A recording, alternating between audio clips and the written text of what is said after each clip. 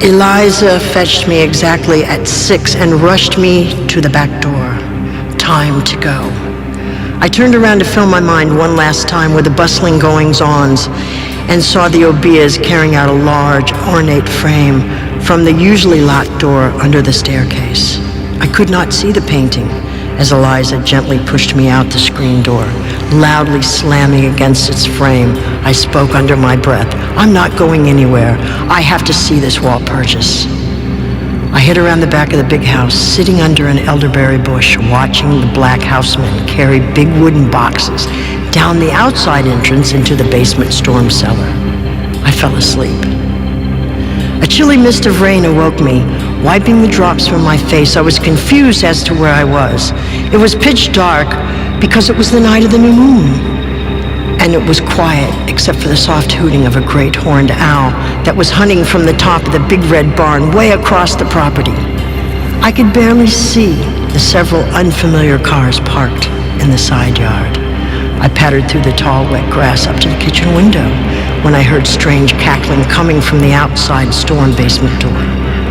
As I tiptoed up to it, the misty rain glistened upon the padlock. It was unlocked. It was never unlocked. This was the place I was not allowed. It was the outside access to an underground space I had never seen. So now, this was my chance to see this unknown place. I skillfully lifted the wooden covering, carefully lowering it back, and began down the hole. I had to step quietly on the stone steps for them not to hear my interruption.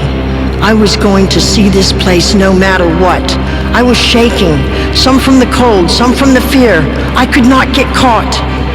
The cackling grew louder as I slowly snuck down the long corridor of uneven stone steps. A faint firelight was clearing my eyes.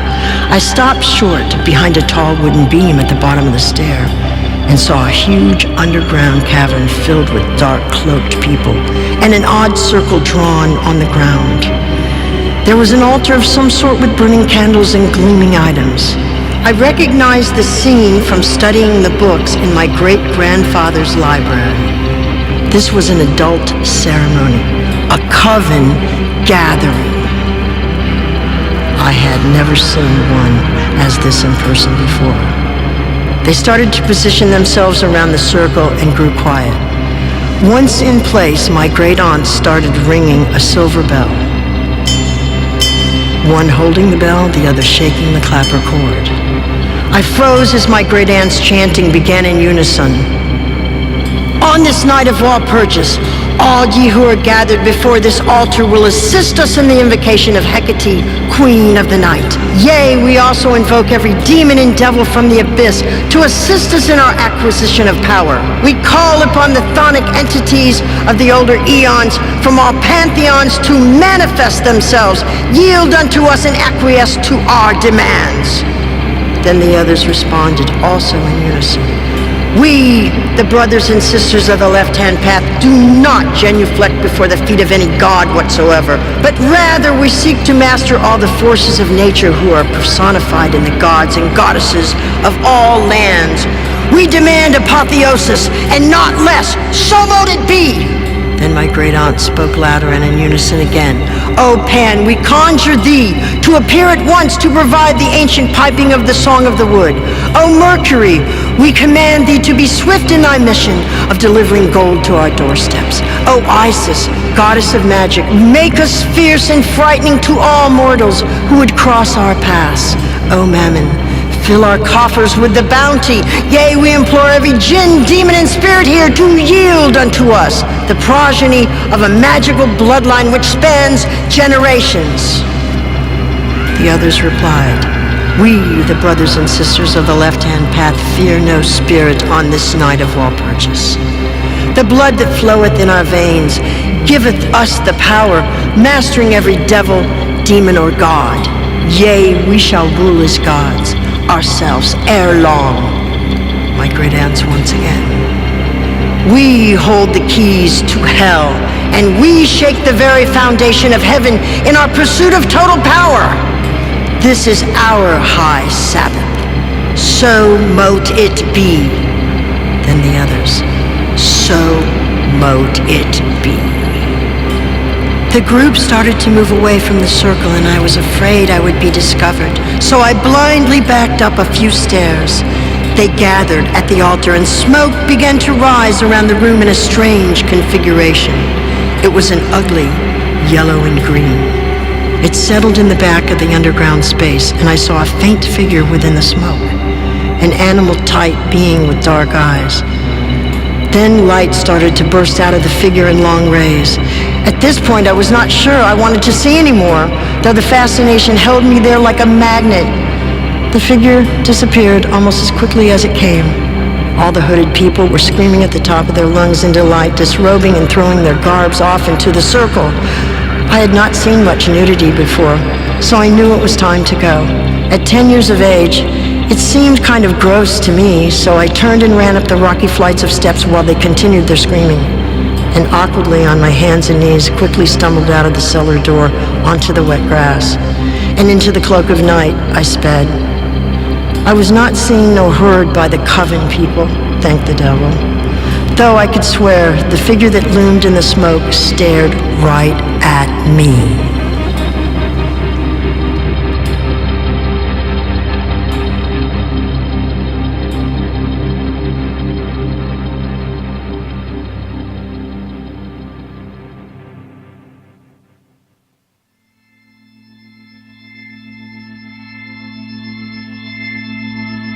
Sexe Cérémonie Satanique. It is now 13 minutes before midnight. Fully cloaked, we now enter the ceremony chamber, my 5 female clerks and I. The walls are hung with black, with a long altar at the end, a flowing, glowing fire pit, and 13 black flickering candles illuminate the tapestries. A blood-red inverted cross is embroidered onto the curtain. A black velvet drape covers the top of the altar, which stands in the middle of a salt pinnacle circle. On top of the altar sits a chalice of sterling silver filled with henbane champagne. 3 blackened hosts sit in a silver bowl. A human skull awaits. I, the Goth Queen, drop my long cape to the floor and sit naked upon the altar.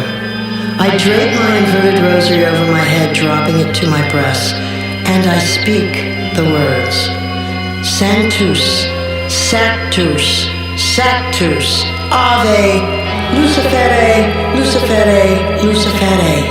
Ave Isis, Isis, Isis. Dark energy of this earth, strike me and fill my body. Consume me with these passions of the world. Let no sacrilege be beyond my grasp. A young male neophyte is ushered in by my 5 clerks. His robe is removed. He is stripped, covered in unguents, then whipped with leather. His manhood obviously aroused. He is led to the altar as he drinks from the chalice, and I speak the words: Isis, unleash thy pagan powers. Lead this neophyte to rapture. Let no bronze cease his carnal urges. Make him come from within himself, and let thy sacrilege begin. Insert thy unholy hosts. As the hosts are inserted, the neophyte wildly begins to rise. The flames rise from the fire pit as the clerks throw on the sulfurs. The circle starts spinning around the altar, the salt floating even to mine eyes. In nomine Astaroth et Osmode et Beelzebub, introibu all alte omnipotens principes spirituem pronunciae le petre au notificat juventurum quia tu es Lucifer omnipotens. Upon the name Astaroth and Asmodee and Beelzebub, to walk into all altar, all powering beginning breath, pronuncia le pater, to fertilize the age of youth, and cupidates are respondently click, because you are shining all powerful. send out to an induced condition personal enemy to join Maleficent. In nomine Astaroth et Osmode et Beelzebub intro ideo all alter omnipotens principus spirituum pronunciabili praeter que lafitica Trinitium que tu es Lucifere omnipotent.